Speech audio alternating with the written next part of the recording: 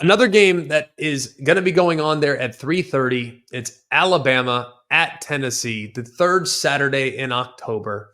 And Tennessee is 16-1 in Neyland since the beginning of the 2022 season. I'll be on the call alongside Sean McDonough and Molly McGrath. It's going to be a real honor to call a game of this magnitude, and it's going to be an honor to call a game in this rivalry. I was fortunate enough to do it a few years ago. It was one of my favorite games I've ever been a part of, and very much look forward to being in Neyland for another, hopefully, incredible atmosphere. I know it will be, that's for sure. Couple questions in the game, and there's a bunch of them. There are so many different tentacles that I would like to go down, partially because I'm calling the game.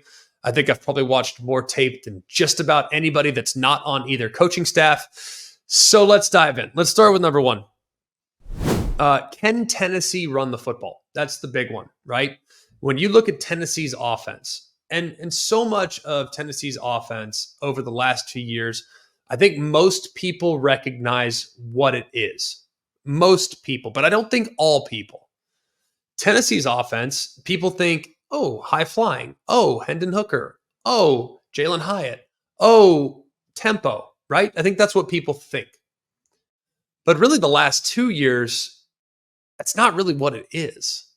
I mean, this is an offense that wants to tempo you for sure. That hasn't changed, even though they're not playing quite as fast this year as they have in the past. So they want to tempo you. That's understood.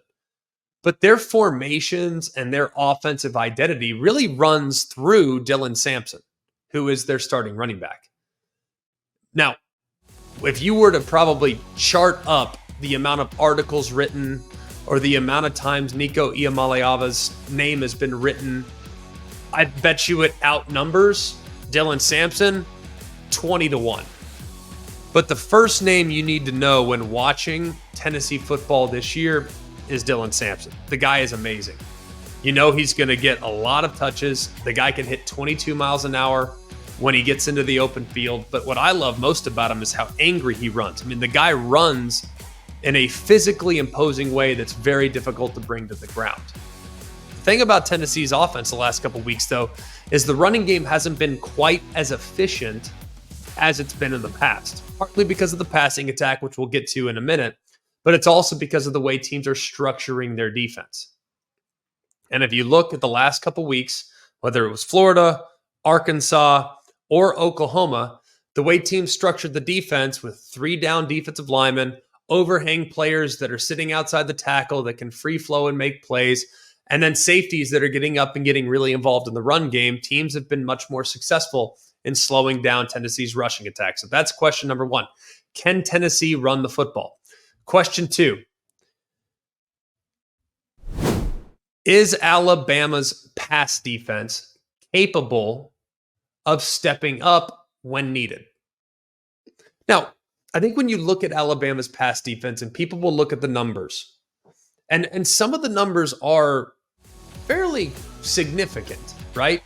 Second half against Georgia, I believe Carson Beck threw for about 340. I'm not sure how many of those came in the fourth quarter, but gosh, probably 2/3 of them. Felt like a lot, right? You look at Vanderbilt and Diego Pavia and the throws that he executed. The thing that was amazing is that Diego Pavia actually had a 100% adjusted completion in that game, which is insane.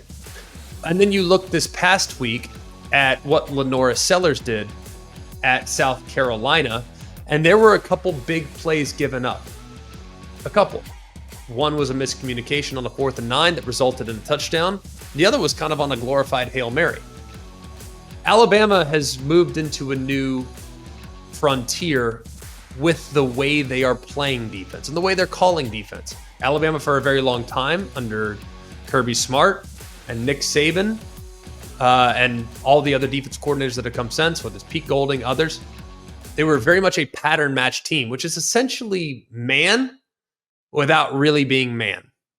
Now they're really shifting into more of a defense that relies a lot more on zone coverages. And this is beneficial against quarterbacks that are mobile, like Nico Iamaleava. The problem is you also give up some easy completions. And easy completions against a team like Tennessee might be difficult because they do have some dynamic weapons on the perimeter that are difficult to bring down in space. So Alabama's pass defense, question 2. Question 3, what's going on with Tennessee's passing offense? Big question, right? A lot of people are really curious about this. And I was really anxious to kind of dive in a little bit deeper and watch Nico and where I think he can progress. And I've noticed a few things. One, I look at their route schemes and their route structures.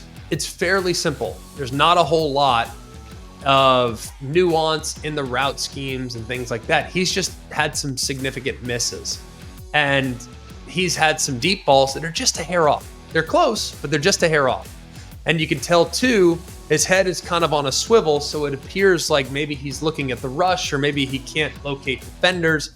Whatever the circumstances are, he just doesn't look very comfortable. So one of the questions is, can Alabama make him uncomfortable with their pass rush, which was improved last week against South Carolina? They had 4 sacks and 19 pressures.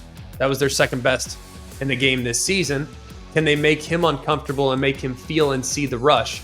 And if it does, will the passing attack for Tennessee suffer? That's, I think, a big question and a huge key in the game. And then finally, when you look at Alabama's offense, it's kind of amazing how few plays Alabama's offense has run this year. Do you realize that Alabama's offense has only run 360 plays? That's about 60 a game. That is 122nd in college football. And look, some teams have played 7 games, but I mean, for the most part, like, that's not a lot. 60 plays a game is very, very few. Why is that? Because their defense has had a hard time at times getting off the field on third down. So teams have had long, extended drives and have had a lot of time of possession against the Tide. And the other thing is their offense scores really quickly. So I'll be curious, does Alabama continue to keep the foot pedal pressed against Tennessee, where they've been super aggressive, taking shots downfield, trying to find Ryan Williams, trying to find Jeremy Bernard, trying to hit Jalen Milroe on some quarterback sweeps and on some big plays? Or do they want to play a little more ball control? Because the thing that has really disrupted Tennessee's offense more than anything else are long, time-consuming drives. Arkansas had them, Florida had them, Oklahoma didn't, because Oklahoma turned it over, it felt like, every time they had the football. But the 2 teams that have had a lot of success against Tennessee so far both had time-consuming, complementary football being played by their offense. So a lot of things to consider in this one. So what does it come down to? Red zone, turnovers, explosive plays, all the same stuff as always, but it should be a classic there in Neyland with 2 teams that I think are still excellent football teams. Alabama, maybe some growing pains on defense with their new scheme.